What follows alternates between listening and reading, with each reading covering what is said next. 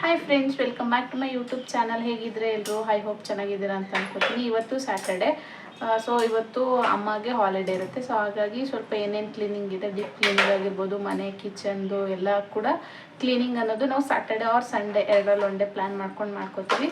So ಇವತ್ತು Saturday ಆಗಿರೋದ್ರಿಂದ ಸ್ವಲ್ಪ ಪೂಜೆನೂ ಮಾಡಬೇಕು ಮತ್ತು ಆಮೇಲೆ ಮನೆ ಕೂಡ ಕ್ಲೀನ್ ಮಾಡ್ಕೊಬೇಕು. ಸೊ ಇವತ್ತು ಆದಷ್ಟು ಬೇಗನೆ ಕ್ಲೀನ್ ಮಾಡ್ಕೊಂಡು ಸಂಜೆ ಅಷ್ಟರಲ್ಲಿ ಮಾರ್ನಿಂಗೇ ನನ್ನ ಹಸ್ಬೆಂಡ್ ಪೂಜೆ ಮಾಡಿ ಹೋಗಬೇಕಿತ್ತು. ಬಟ್ ಅವರು ಮಾರ್ನಿಂಗ್ ಬೇರೆ ಕಡೆ ಹೋಗಬೇಕಿತ್ತು. ಸೊ ಹಾಗಾಗಿ ಬೇಗ ಹೋಗಿದ್ದಾರೆ. ಸೊ ಈಗಲೇ ನಾನು ಪೂಜೆ ಮಾಡಬೇಕು. ಸೊ ಮನೆಯೆಲ್ಲ ಕ್ಲೀನ್ ಮಾಡ್ಕೊಂಬಿಡೋಣ ಬೇಗ ಬೇಗ. ವೀಕ್ಲಿ ಒನ್ಸ್ ಕ್ಲೀನ್ ಮಾಡೋದು ಕೂಡ ಅಷ್ಟೇ ಡಸ್ಟ್ ಇರುತ್ತೆ. ಯಾಕಂತ ಹೇಳಿದ್ರೆ ನಾವಿರುವಂಥದ್ದು ಸೆಕೆಂಡ್ ಫ್ಲೋರಲ್ಲಿ ಮತ್ತು ನಮ್ಮ ಮನೆ ಮುಂದೆ ಕನ್ಸ್ಟ್ರಕ್ಷನ್ ನಡೀತಾ ಇದೆ. ಸೊ ಹಾಗಾಗಿ ಡೆಫಿನೆಟ್ಲಿ ಧೂಳು ಅಂತ ಬಂದು ಬಾಕ್ಸ್ಗಳ ಮೇಲೆ ಮತ್ತು ಇಲ್ಲೆಲ್ಲ ಕೂರುತ್ತೆ. ಮತ್ತು ಈ ತಟ್ಟೆ ಸ್ಟ್ಯಾಂಡಲ್ಲೂ ಅಷ್ಟೇ ಈ ಪಾತ್ರೆಗಳ ಮೇಲೆಲ್ಲ ಕೂರ್ತಾ ಇರುತ್ತೆ. ಏನು ಮಾಡೋದಕ್ಕಾಗಲ್ಲ. ಬಟ್ ಮುಂಚೆ ಮನೆ ಇದ್ವಲ್ವ, ಆ ಮನೆ ಗ್ರೌಂಡ್ ಫ್ಲೋರಲ್ಲಿ ಇದ್ದಿದ್ದು, ಅದು ಸ್ವಲ್ಪ ಒಳಗಡೆ ಇತ್ತು, ರೋಡ್ ಸೈಡಲ್ಲ. ಸೊ ಹಂಗಾಗಿ ಡಸ್ಟು ಧೂಳು ಎಲ್ಲ ಕಡಿಮೆನಲ್ಲಿ ತುಂಬ ಚೆನ್ನಾಗಿತ್ತು. ಮನೆ ಕೂಡ ದೊಡ್ಡದಾಗೇನೆ ಇತ್ತು. ಅದು ಕಿಚನ್ನು, ಹಾಲ್ ಮತ್ತು ಆಮೇಲೆ ಸಪ್ರೇಟ್ ಬೆಡ್ರೂಮು ಮತ್ತು 2 ಬಾತ್ರೂಮ್ಸ್ ಇತ್ತು. ತುಂಬ ಚೆನ್ನಾಗಿತ್ತು. ಬಟ್ ನಾವು ರೆಂಟ್ ಹೌಸ್ ಅಲ್ವಾ, ಒಂದೇ ಹತ್ರನೇ ಇರೋದಕ್ಕಾಗೋದಿಲ್ಲ. ಸೊ ಹಂಗಾಗಿ ಬೇರೆ ಕಡೆ ನೋಡಬೇಕಾಯ್ತು. ತುಂಬ ಮನೆ ಹುಡುಕ್ಬಿಟ್ವಿ. ತುಂಬ ಮನೆ ಹುಡುಕಿ ಕೊನೆಗೆ ಹಂಗೂ ಹಿಂಗೂ ಓಕೆ, ಸ್ವಲ್ಪ ಎಲ್ಲದಕ್ಕೂ ಕಂಪೇರ್ ಮಾಡಿದ್ರೆ ಇದು ಸ್ವಲ್ಪ ದೊಡ್ಡದನ್ನಿಸ್ತು. ಸೊ ಹಂಗಾಗಿ ಇದು ಅಕ್ಸೆಪ್ಟ್ ಮಾಡ್ಕೊಂಡ್ವಿ ಅಷ್ಟೇ. ತುಂಬ ಮನೆಗಳು ಸರ್ಚ್ ಮಾಡಿದ್ವಿ. ಬೇರೆ ಏರಿಯಾಸಲ್ಲೆಲ್ಲ ಪರವಾಗಿಲ್ಲ, ದೊಡ್ಡ ಮನೆಯೆಲ್ಲ ಕಡಿಮೆಗೆ ಕೊಡ್ತಾರೆ. ಬಟ್ ನಮ್ಮ ಏರಿಯಾದಲ್ಲಿ ಹಂಗಲ್ಲ. ಈಗ ನಾವಿರೋದು ದೇವ್ರ ಬೀಸ್ನಲ್ಲಿ ಮಾರತ್ತಳ್ಳಿ ಹತ್ರ. ಇಲ್ಲಿ ತುಂಬ ಅಂದರೆ ತುಂಬ 15,000. ಈಗ ಶೀಟ್ ಮನೆಗಳಿಗೆಲ್ಲನೂ 7,000 ಮೇಲೇನೆ. ಇನ್ನು ನೀವು ಏನಾದರೂ ಮೋಲ್ಡ್ ಮನೆ ಇಲ್ಲ ಫ್ಲೋರ್ಗಳಲ್ಲಿ ನೀವು RCC ಬಿಲ್ಡಿಂಗಲ್ಲಿ ತಗೋತೀರಾ ಮನೆಯಿಂದಾಗ, ಖಂಡಿತವಾಗ್ಲೂ 12 ಮೇಲೇನೆ. ಚಿಕ್ಕದಾಗಿದ್ದರೆ 12, ಇಲ್ಲ ಚೆನ್ನಾಗಿ ಸುಮಾರಾಗಿದೆ ಅಂದಾಗ 15, ಇಲ್ಲ ಸ್ವಲ್ಪ ಸ್ಪೇಷಿಯಸ್ ಆಗಿ ಚೆನ್ನಾಗಿದೆ ಅಂದರೆ ಪಕ್ಕ 18 ಹೇಳ್ತಾರೆ. ಸೊ ಹಾಗಾಗಿ ನೋಡಿದ್ವಿ ಫುಲ್ಲು ಎಲ್ಲ. ಪಾಪುನ ಮಲಗಿಸೋದು, ಹೋಗಿ ಹುಡ್ಕೋದು ಇದೇ ಆಯಿತು. ಫುಲ್ಲು ಹುಡುಕಿ ಕೊನೆಗೆ ನನಗೆ ಓಕೆ ಅನಿಸಿದ್ದು ಇದೇನೆ. ಇಲ್ಲೂ ಕೂಡ ತುಂಬಾ ವಾಟರ್ ಬಿಲ್ ಬರುತ್ತೆ. ಪ್ರೀವಿಯಸ್ ಮನೇಲಿ ತುಂಬ ಕಡಿಮೆ ಅಂದರೆ 1,700 ಮಾತ್ರನೇ ಪೇ ಮಾಡ್ತಾ ಇದ್ದಿದ್ದು ಪ್ರೀವಿಯಸ್ ಮನೇಲಿ. ಇಲ್ಲಿ ಬಂದಮೇಲೆ ಹತ್ರ 2,500 ಕೊಡ್ತಿದ್ದಾರೆ. ಅದು ಒಂದು ಬೇಜಾರು. ಬೇರೆ ಏರಿಯಾಸಲ್ಲೆಲ್ಲ ನನ್ನ ಫ್ರೆಂಡ್ಸ್ ಎಲ್ಲ ಹೇಳ್ತಿರ್ತಾರಲ್ವ, ಜಸ್ಟ್ ನಮಗೆ ಬರೋದು 500 ಬಿಲೋನೆ ಅಂತ. ಖುಷಿ ಆಗುತ್ತೆ ಕೇಳಿದಾಗ. ಬಟ್ ಏನು ಮಾಡೋದಕ್ಕಾಗಲ್ಲ. ಹೆಂಗೆ ಯೂಸ್ ಮಾಡಿ ಏನೇ ಮಾಡಿ ಇಲ್ಲಿ ಇಷ್ಟೇ ಕೊಡೋದು ಬಿಲ್ಲು. ಬೇರೆ ಕಡೆ ಥರ ಎಲ್ಲ ಕಡಿಮೆ ಎಲ್ಲ ಇಲ್ಲ. ಸೊ ಹಂಗಾಗಿ ಬೇರೆ ಕಡೆ ನಾವು ಕೂಡ ಹೋಗೋದಕ್ಕಾಗಲ್ಲ. ಯಾಕಂತ ಹೇಳಿದ್ರೆ ನನ್ನ ಹಸ್ಬೆಂಡ್ ಇಲ್ಲೇ ಬೆಲಂದೂರಲ್ಲಿ ವರ್ಕ್ ಮಾಡ್ತಾ ಇರೋದು. ಹಾಗಾಗಿ ಇಲ್ಲೇ ಅವ್ರಿಗಿಲ್ಲೇ ಚೆನ್ನಾಗಿದೆ. ಹಾಗಾಗಿ ನಾವು ಕೂಡ ಇನ್ನೇನು ಚಿಕ್ಕ ಮಕ್ಕಳಿದ್ದಾರೆ, ನಾವು ಎಲ್ಲೂ ಜಾಬ್ ಹೋಗೋದಿಲ್ಲ. ಸೊ ಹಾಗಾಗಿ ಇರೋದ್ರಿಂದ ಇಲ್ಲೇ ನಾವು ಕಂಟಿನ್ಯೂ ಮಾಡ್ತಾ ಇದ್ದೀವಿ. ನೋಡೋಣ ಫ್ಯೂಚರಲ್ಲಿ ಏನಾದರೂ. ಈಗ ನಮ್ಮದು ಮಧುಗಿರಿ.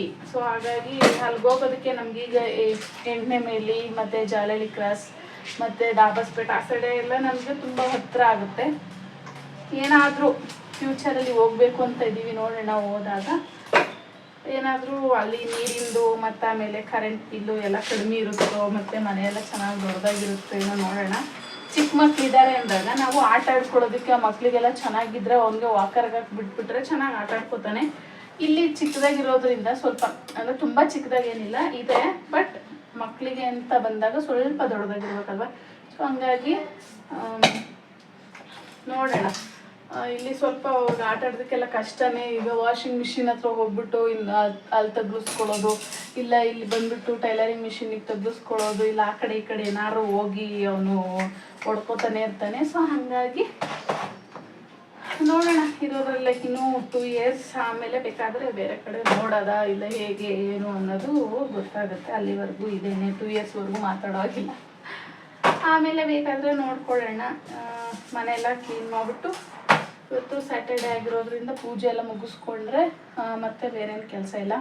ಆಫ್ಟರ್ನೂನ್ಗೆ ಸ್ವಲ್ಪ ಸೊಪ್ಪು ಸಾಂಬಾರು ಮಾಡಿಬಿಟ್ಟು ಮಕ್ಕಳಿಗೆ ಸ್ನಾನ ಮಾಡಿಸಿ ಮಾಪೆಲ್ಲ ಮಾಡಿಬಿಟ್ಟು ದೇವ್ರ ಪೂಜೆ ಮಾಡಿಬಿಟ್ಟು ಸ್ವಲ್ಪ ಟೈಮ್ನ ಮಕ್ಕಳ ಜೊತೆ ಸ್ಪೆಂಡ್ ಮಾಡಿಬಿಡೋಣ.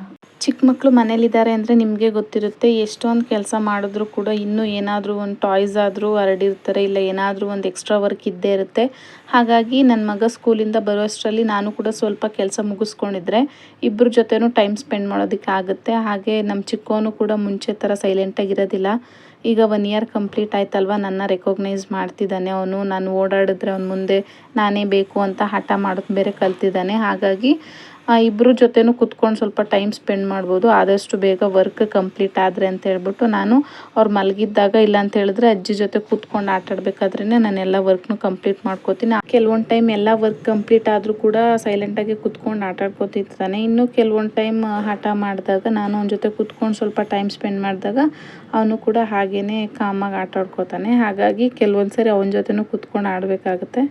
ಟಾಯ್ಸಲ್ಲಿ ಆಟ ಆಡ್ಕೊಳ್ಳೋದು ಕಡಿಮೆ, ಜಾಸ್ತಿ ಬರೀ ಏನಾದರೂ ಅಡುಗೆ ಮನೆ ಐಟಮ್ಸ್ ಆಗಿರ್ಬೋದು, ಇಲ್ಲಾಂದರೆ ತಲೆ ಬಾಚು ಕೊಂಬು ಈ ಥರದ್ರಲ್ಲೇ ಬರೀ ಆಟ ಆಡೋದು ಮಕ್ಕಳು. ಕಿವಿ ಚುಚ್ಚಿಸ್ಕೊಂಬಂದ್ವಲ್ವ, ಸ್ವಲ್ಪ ಏನಾಗುತ್ತೇನೋ ಅಳ್ತಾನೇನೋ ಅಂತ ಅನ್ಕೋತಾ ಇದ್ವಿ. ಇಲ್ಲ, ಮ್ಯಾನ್ಯುಯಲಾಗೆ ಚುಚ್ಚಿದ್ದು, ಅವರೇನು ಗನ್ ಶಾಟ್ ಏನು ಮಾಡಿಲ್ಲ, ಮ್ಯಾನ್ಯುಯಲಾಗೆ ಚುಚ್ಚಿದ್ರು ಕೂಡ ಏನು ಪೇಯ್ನ್ ಏನಿಲ್ಲ.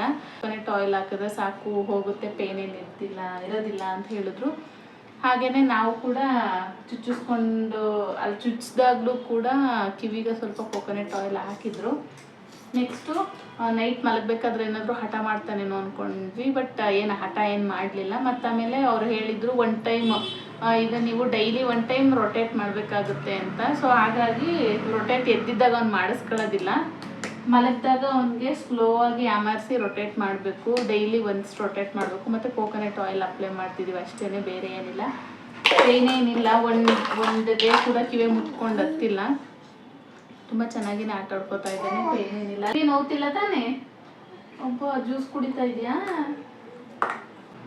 ಕರೆಕ್ಟಾಗಿ 1 ಗ್ರಾಮ್ ಇದೆ, ಬಟ್ ಇನ್ನೂ ಜಾಸ್ತಿ ಇದೆಯೇನೋ ಅನಿಸುತ್ತೆ. ಅಷ್ಟು ಒಂಥರ ತಿಕ್ಕಾಗಿ ತುಂಬ ಚೆನ್ನಾಗಿ ಕೂತಿದೆ ಒಂದು ಕಿವಿಗೆ, ಚೆನ್ನಾಗಿ ಕಾಣಿಸ್ತಾ ಇದೆ. ನಾರ್ಮಲಾಗಿ ಈ ಥರ ರೌಂಡ್ ಬಂದ್ಬಿಟ್ಟು ಗೆಜ್ಜೆ ಥರ ಬರುತ್ತಲ್ವ, ಆ ಥರದನ್ನೇ ಚುಚ್ಚಿಸೋದು. ಬಟ್ ಅವ್ರ ಅಣ್ಣ ಫಸ್ಟ್ ಅದನ್ನ ಚುಚ್ಚಿಸಿದಾಗ ಜಸ್ಟ್ 6-7 ಮಂತ್ಸ್ ಏನಾಯ್ತು ಅಷ್ಟೇ ಅವ್ನ ಕಿವಿಲಿ. ಅದನ್ನ ಕೆಳಗಡೆ ಜುಮ್ಕ ಥರ ಬರುತ್ತಲ್ಲ, ಅದನ್ನ ಕಿತ್ತಾಕ್ಬಿಟ್ಟಿದ್ದ. ಮತ್ತು ಆಮೇಲೆ ಇನ್ನೊಂದು ಅದು ಏನೋ ಗೊತ್ತಿಲ್ಲ, ಅದು ಸರಿಯಾಗಿ ಚುಚ್ಚಿರ್ಲಿಲ್ವೋ ಏನೋ, ಅದು ಕೂಡ ಸರಿಯಾಗಿ ಜಾಸ್ತಿ ಡೇಸೇ ಬಾಳಿಲ್ಲ. ಒಂದು 1 ಇಯರ್ 2 ಮಂತ್ಸೂ ಇತ್ತೋ ಇಲ್ವೋ ಗೊತ್ತಿಲ್ಲ. ಹಂಗಾಗಿ ಆ ಥರದ್ದು ಬೇಡ ಅಂತ ಹೇಳ್ಬಿಟ್ಟು ಅವ್ನಿಗೆ ಈ ಥರದ್ದು ಕೊಡಿಸಿರೋದು. ಇದು ತುಂಬ ಚೆನ್ನಾಗಿ ಕಾಣಿಸ್ತಾ ಇದೆ ಅವನಿಗೆ. ನೋಡೋಣ ಎಷ್ಟು ಡೇಸ್ ಇರುತ್ತೆ ಹಂಗೆ ಅವ್ನು ಕಿವಿಲೇ ಇರಲಿ, ಆಮೇಲೆ ಬೇಕಾದ್ರೆ ನೋಡ್ಕೊಳ್ಳ. ಮಾತಾಡವ ಕನ್ನಡ ಮಾತಾಡವ. ನಮ್ಮ ಅಜ್ಜಿಗೆ ಕನ್ನಡ ಒಂಚೂರು ಬರೋದಿಲ್ಲ, ಅರ್ಥ ಆಗುತ್ತೆ ಅಷ್ಟೇ, ಮಾತಾಡೋದಕ್ಕೆ ಬರಲ್ಲ. ಮಾತಾಡವ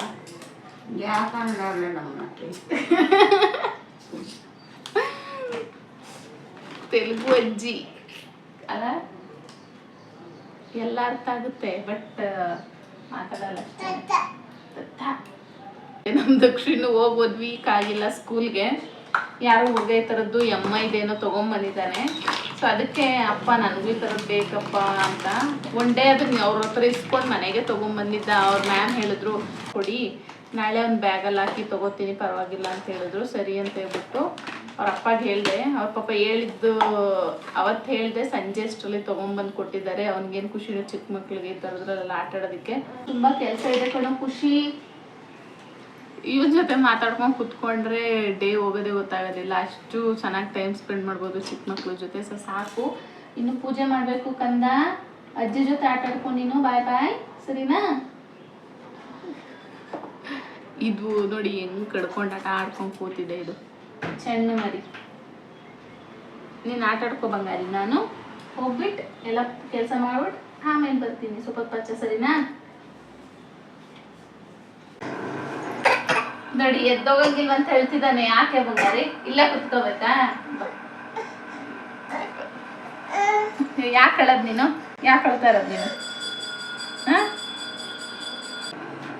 ಇವನ ಹತ್ರನೇ ಕುತ್ಕೊಂಡಿದ್ರೆ ಕೆಲಸ ಮಾಡೋದು ಯಾರು ಕಂದ? ಅಮ್ಮ ಬೇಕು, ಎಷ್ಟು ಜನ ಇದ್ರು ನಾನೇ ಬೇಕು ನಾನೇ ಬೇಕು.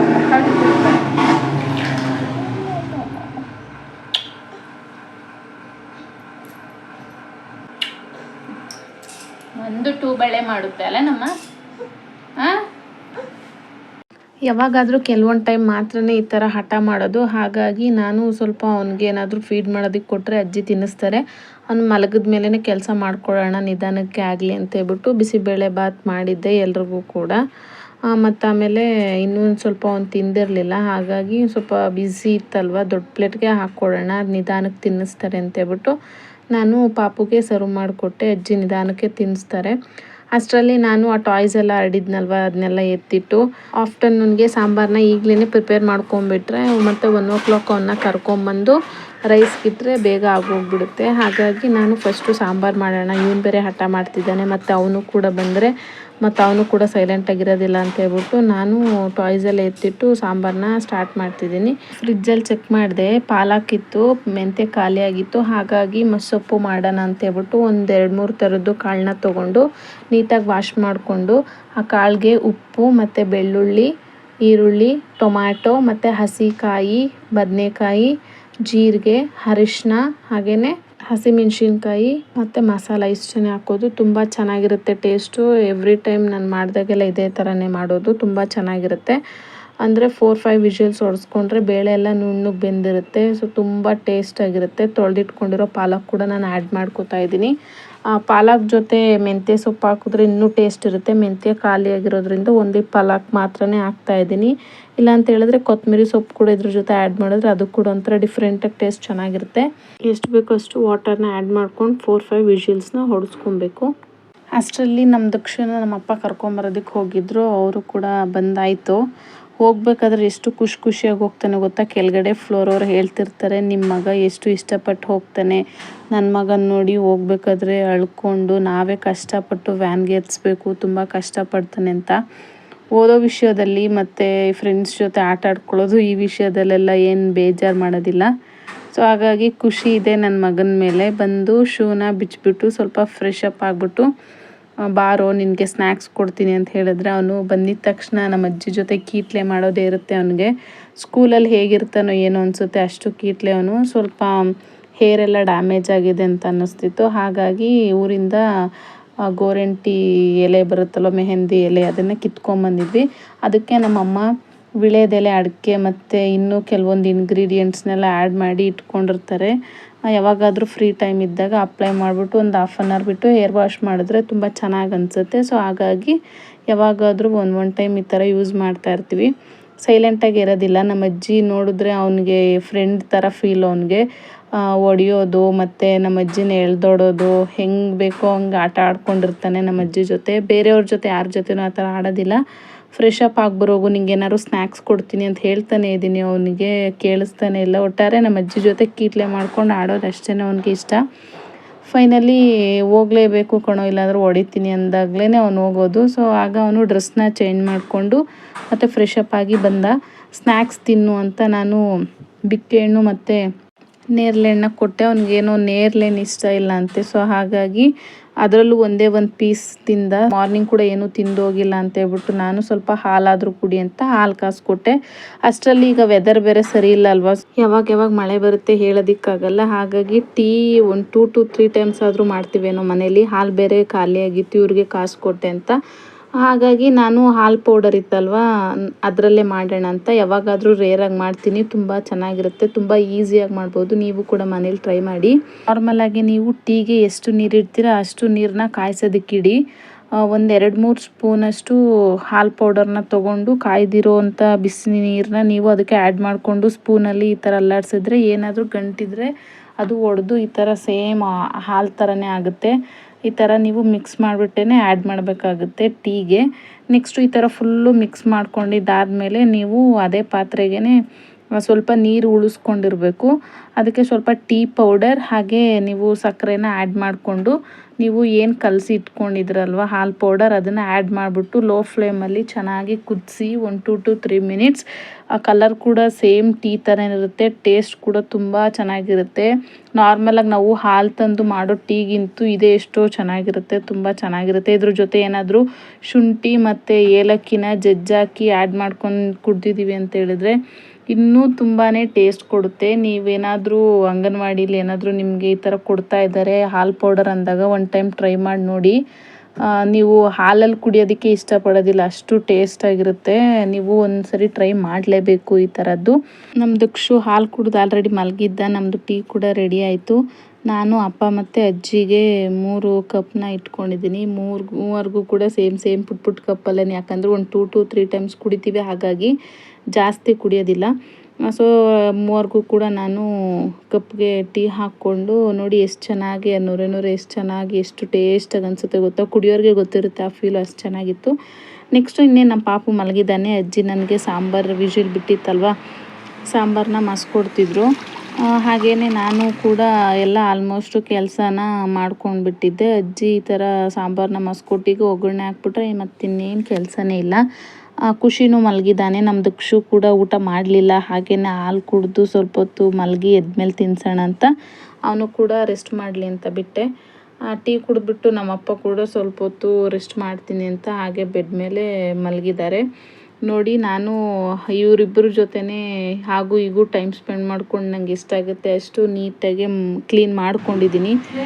ಡೈಲಿ ಕ್ಲೀನ್ ಮಾಡೋದಕ್ಕಾಗಿಲ್ಲ ಅಂದರೂ ವೀಕ್ಲಿ ಟ್ವೈಸ್ ಕ್ಲೀನ್ ಮಾಡ್ತಾನೆ ಇರ್ತೀವಿ. ನಾನು ಇಲ್ಲ ಅಂತ ಹೇಳಿದ್ರೆ ಅಮ್ಮ, ಇಲ್ಲಾಂದರೆ ಸೆಕೆಂಡ್ ಫ್ಲೋರಲ್ಲಿರೋದ್ರಿಂದ ಡಸ್ಟ್ ಜಾಸ್ತಿ ಬರುತ್ತೆ. ಅದು ಹೇಗೆ ಬರುತ್ತೆ ಗೊತ್ತಿಲ್ಲ. ನಾವು ವಿಂಡೋ ಓಪನ್ ಮಾಡಿಲ್ಲ ಅಂದ್ರೂ, ಇಲ್ಲ ನಾವು ಕಿಚನಲ್ಲಿ ಏನಾದರೂ ವರ್ಕ್ ಮಾಡ್ತೀವಿ ಅಂದರೆ ಓಪನ್ ಮಾಡಲೇಬೇಕು. ಆ ಟೈಮಲ್ಲಿ ಎಷ್ಟು ಡಸ್ಟ್ ಬರುತ್ತೆ ಗೊತ್ತಾ, ಎಷ್ಟು ಕ್ಲೀನ್ ಮಾಡಿಕೊಂಡ್ರು ಅಷ್ಟೇ. ಸೊ ಹಾಗಾಗಿ ಆಗಾಗ ಲೈಟಾಗಿ ಮಾಡ್ಕೋತಾ ಇರ್ತೀವಿ. ಏನಾದ್ರು ಡೀಪಾಗಿ ಮಾಡಬೇಕು ಅಂದರೆ ವೀಕ್ಲಿ ಒನ್ಸ್ ಇಲ್ಲ ಟ್ವೈಸ್ ಮಾಡ್ತಾ ಇರ್ತೀವಿ, ಅಮ್ಮ ಇಲ್ಲ ಅಂತಂದರೆ ನಾನು. ಮತ್ತು ರಾಗಿ ಹಸಿಟ್ಟು ಮುದ್ದೆಗೆ ಖಾಲಿ ಆಗಿತ್ತು, ಹಾಗಾಗಿ ರಾಗಿ ಕೂಡ ಹಾಕ್ಸ್ಕೊಂಬರ್ಬೇಕು. ಅಪ್ಪಂಗೆ ಹೇಳಿದೆ ಸರಿ ಹಾಕ್ಸ್ಕೊಂಬರ್ತೀನಿ ಅಂತ ಹೇಳಿದ್ರು. ಮಳೆ ಅಂತೂ ನಮ್ಮಪ್ಪ ಹೊರಟಿರ್ಬೇಕಾದ್ರೇ ಮಳೆ ಕೂಡ ಸ್ಟಾರ್ಟ್ ಆಯಿತು. ಯಾವಾಗ ಬರುತ್ತೆ ಅಂತ ಹೇಳೋದಕ್ಕೆ ಬರಲ್ಲ, ಮೋಡ ಮುಚ್ಕೊಂಡಿರುತ್ತೆ, ಆಗಾಗ ಮಳೆ ಬರ್ತಾನೆ ಇರುತ್ತೆ. ಈ ವೆದರ್ ಏನೋ ಗೊತ್ತೇ ಆಗ್ತಾಯಿಲ್ಲ, ಅಷ್ಟು ಮಳೆ ಬರುತ್ತೆ, ಸ್ವಲ್ಪ ಹೊತ್ತು ಬಿಡುತ್ತೆ, ಈ ಥರನೇ ಇದೆ ವೆದರ್ ಬ್ಯಾಂಗ್ಳೂರ್ದು. ಆದ್ರೂ ವೆದರ್ ತಂಪಾಗಿರುತ್ತೆ, ಅದು ಒಂದು ಖುಷಿ. ನೆಕ್ಸ್ಟು ನನ್ನ ಮಗ ಎದ್ದು ಹೋಮ್ವರ್ಕ್ನ ಅವನೇ ಮಾಡ್ಕೋತಾ ಇದ್ದಾನೆ ಇಂಟ್ರೆಸ್ಟಾಗಿ. ಈ ಥರ ಮಾಡು ಅಂದರೆ ಸಾಕು ಮಾಡ್ತಾನೆ. ಈ ಹೋಮ್ವರ್ಕ್ ವಿಷಯದಲ್ಲೂ ಏನು ನನಗೆ ತಲೆ ನೋವು ಕೊಡೋದಿಲ್ಲ. ಬಟ್ ಸ್ವಲ್ಪ ಕರೆಕ್ಷನ್ಸ್ ಮಾಡಬೇಕಾಗುತ್ತೆ. ಆದರೂ ಕೂಡ ಓಕೆ, ಬೇರೆಯವ್ರಿಗೆ ಕಂಪೇರ್ ಮಾಡಿದ್ರೆ ಎಲ್ಲದರಲ್ಲೂ ಓಕೆ. ಬಟ್ ತಿನ್ನೋದು ಒಂದು ಇಂಪ್ರೂವ್ ಮಾಡಿಕೊಂಡ್ರೆ ಪರ್ಫೆಕ್ಟ್ ಅಂತಲೇ ಹೇಳ್ಬೋದು. ಒಂಥರ ಜಾಲಿ ಬಾಯ್, ಹ್ಯಾಪಿಯಾಗಿ ಸ್ಕೂಲ್ಗೆ ಹೋಗ್ಬಿಟ್ಟು ಬಂದ್ಬಿಟ್ಟು ಹೋಮ್ವರ್ಕ್ ಮಾಡ್ಕೊಂಡು ಆಟಾಡ್ಕೊಳ್ಳೋದು. ನೋಡಿದ್ರಲ್ವ, ಇದೇ ಥರನೇ ಇರುತ್ತೆ ಡೈಲಿ ಅನ್ನೋದಕ್ಕಿಂತ ಆಗಾಗ ಚಿಕ್ಕ ಮಕ್ಕಳು ಸ್ವಲ್ಪ ಬುದ್ಧಿ ಬಂದಿದೆ, ಅಮ್ಮಂಗೆ ಕನೆಕ್ಟ್ ಆಗಿದ್ದಾರೆ ಅಂದಾಗ ಸ್ವಲ್ಪ ಕೆಲಸ ಮಾಡೋದಕ್ಕೆ ಬಿಡೋದು ಕಡಿಮೆನೇ. ಅಜ್ಜಿ ಕೂತ್ಕೊಂಡು ಎಷ್ಟೊತ್ತು ಆಟ ಆಡಿಸಿದ್ರು ಕೂಡ ನಾನೇ ಬೇಕು ಅಂತಲೇ ಇತ್ತೀಚೆಗೆ ಅವ್ನು ಹೇಳ್ತಾ ಇರೋದು. ಮುಂಚೆ ಎಲ್ಲ ಯಾರ ಜೊತೆನಾದರೂ ಅಂದರೆ ಅಪ್ಪ ಅಮ್ಮ ಯಾರ ಜೊತೆ ಬೇಕಾದರೂ ಕೂರ್ತಿದ್ದ. ಬಟ್ ಈಗಾಗಲ್ಲ, ಅಮ್ಮ ಬೇಕು ಅಂತ ಹಠ ಮಾಡ್ತಾನೆ. ಕೆಲವೊಂದು ಟೈಮು ಜೋಲಿಲಿ ತೂಗಬೇಕಾದ್ರೂ ಸಮೇತ ನಾನೇ ಬೇಕು ಅಂತಾನೆ. ಕೆಲವೊಂದು ಟೈಮು ಊಟ ಮಾಡಿಸೋದಕ್ಕೆ ಬೇಕಾದ್ರೆ ಅಮ್ಮ ಅಜ್ಜಿ ಯಾರಾದರೂ ಮಾಡಿಸ್ತಾರೆ. ಬಟ್ ಜೋಲಿಲಿ ತೂಗಬೇಕಾದ್ರೆ ಮಲ್ಕೊಳ್ಳೋ ಟೈಮಲ್ಲಿ ಇಲ್ಲ ನಾನೇನಾದರೂ ಅವನ ಜೊತೆ ಇಲ್ಲ ಒಬ್ಬನೇ ಆಟಾಡ್ಕೊತಿದ್ದಾನೆ, ನಾನೇನಾದರೂ ಕೆಲಸ ಮಾಡ್ತಿದ್ದೀನಿ, ನಾನು ಕಾಣಿಸ್ತೀನಿ ಅಂದಾಗ ಅವನು ಆ ಥರ ಹಠ ಮಾಡೋದು ಕಲ್ತಿದ್ದಾನೆ. ಸ್ಟಿಲ್ ಅದರಲ್ಲೂ ಕೂಡ ಎಲ್ಲ ವರ್ಕ್ ಮಾಡಿಕೊಂಡು ಟೈಮ್ನ ಬ್ಯಾಲೆನ್ಸ್ ಮಾಡಬೇಕಾಗಿರುತ್ತೆ. ಸೊ ಇದಾಗಿತ್ತು ನಂದು ವ್ಲಾಗ್. ಹೇಗಿತ್ತು ಅಂತ ಕಮೆಂಟ್ ಮಾಡಿ. ಈ ಥರ ಟೈಮ್ ಆಗ್ದಲೇ ಎಷ್ಟೊಂದು ವಿಡಿಯೋಸು ನಾನು ಎಡಿಟ್ ಮಾಡೋಕ್ಕಾಗದೆ ಹಾಗೆ ಗ್ಯಾಲರಿಲಿ ಹೊಡ್ಕೊಂಡಿದ್ದೆ. ಸೊ ಇಷ್ಟ ಆಗಿತ್ತು ಅನ್ಕೋತೀನಿ ವಿಡಿಯೋ. ಇಷ್ಟ ಆಗಿದ್ದರೆ ಲೈಕ್ ಮಾಡಿ, ಶೇರ್ ಮಾಡಿ, ಸಬ್ಸ್ಕ್ರೈಬ್ ಮಾಡ್ಕೊಳ್ಳಿ, ಹಾಗೆ ಕಮೆಂಟ್ ಮಾಡೋದು ಮರಿಬೇಡಿ. ಪ್ಲೀಸ್ ಸಪೋರ್ಟ್ ಮಾಡಿ ಇದೇ ರೀತಿ. Thank you for watching. Bye bye all.